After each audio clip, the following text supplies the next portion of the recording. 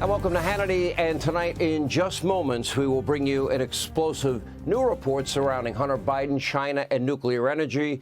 John Solomon will join us with all these details. You're not going to get it from the media mob. But first, do you ever wonder why?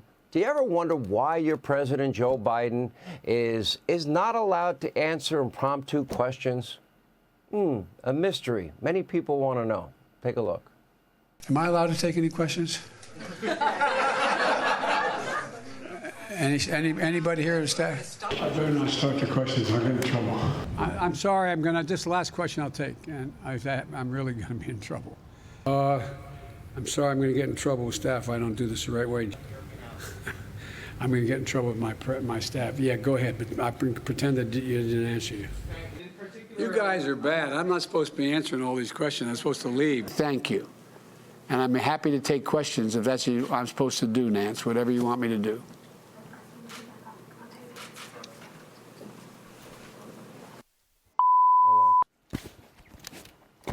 Now, White House staffers, campaign officials, and the First Lady, they all try their best to keep Joey away from the press and anyone else with a question.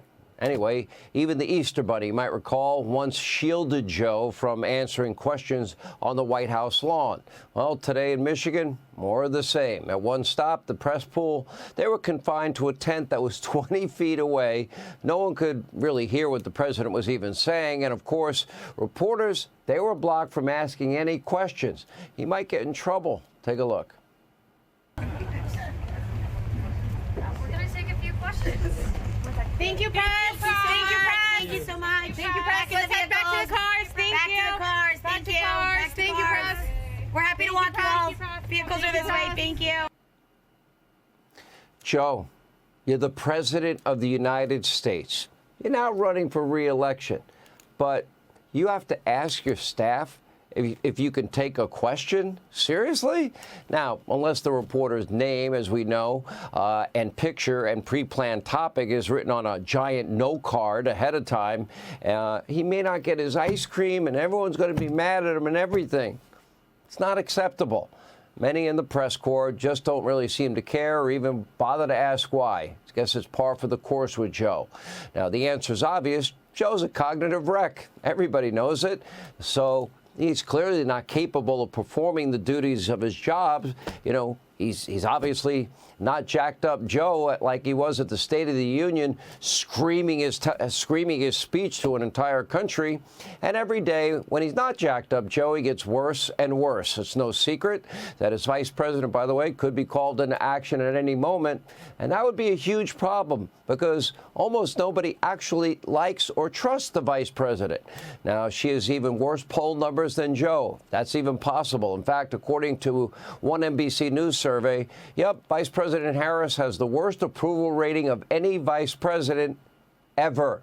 She has zero accomplishments in office, and her role as border czar, not exactly gone well, to put it lightly. But today, she did visit a high school softball team for some very awkward small talk. Take a look. I am so proud of you guys, and I just wanted to come by to say hello. You guys are the reason I do what I do. And I just love your competitive spirit. I love how you guys are just working at it. You are ready to be a team, and you're ready to compete. And that makes me so proud. So proud. How you guys doing? Yes, we can. Anyway, while in Minnesota, Kamala Harris also stopped by an abortion clinic to celebrate the right to choose. Now, there once was a president named Bill Clinton. Remember him? He once said about abortion, it should be safe and legal. He should have added rare. Whatever happened to that Democratic Party? Now, by the way, now Democrats want abortion to be limitless and honored without any restrictions in the 9th month of pregnancy. And then in the case of, remember, Governor Northam from Virginia, even, first we'll deliver the baby, make the baby comfortable, and then the mother and doctor will talk about whether the baby lives. That's the exception for sure. But a lot of Democrats, when you ask them, what restrictions at all would you put on abortion, they won't answer that question. Here's an example. California Governor Gavin Newsom, our buddy. Do you support any restrictions at all on abortion, especially in months 7, 8, and 9? past viability? I'm going to answer that question, but let's talk about the issue of abortion.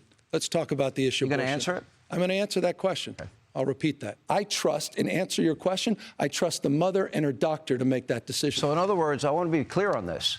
If a woman and her doctor, for any reason... Not for any reason. No. I'm extremely rare. Should there be... I know where you guys are going, Sean. You're even uncomfortable with this whole issue. And I understand it. This is where you guys have to go to cover for the extreme anti-abortion agenda of Ron DeSantis. Should there be... Who's hurt your party. Would you support a ban on abortion in 7th, 8th, or 9th month if the mother's life is not in jeopardy?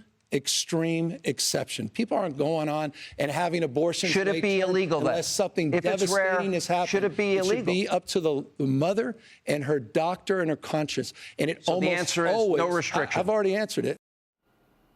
No restrictions. There is no moderation in this radical left-wing Democratic Party. Not on abortion, not on spending, not on taxes, not on illegal immigration, where it's really a bad thing to even say the word illegal.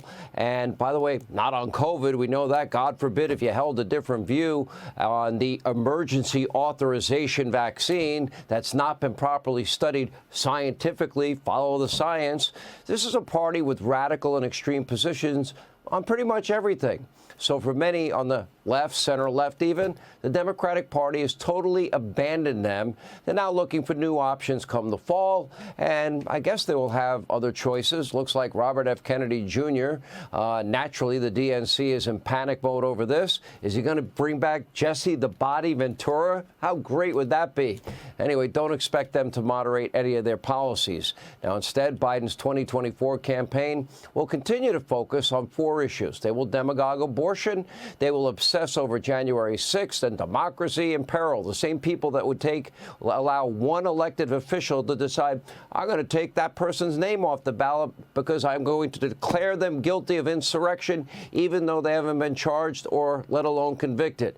And they'll keep key evidence out of January 6th. You know, like the fact that we now know, and we played it last night, Trump offered the National Guard in the days leading up to January 6th. Why didn't Liz Cheney and the January 6th committee, which with a predetermined outcome, why didn't they let us know that?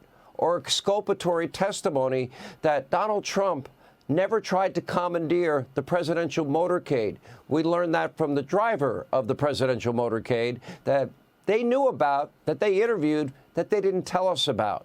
The left flat out lied. They spread fear, hysteria, all things hate Trump 24/7.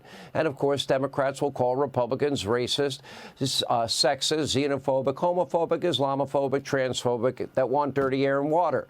In other words, Democrats are using fear and division to mask what has been a terrible 4 years under Biden.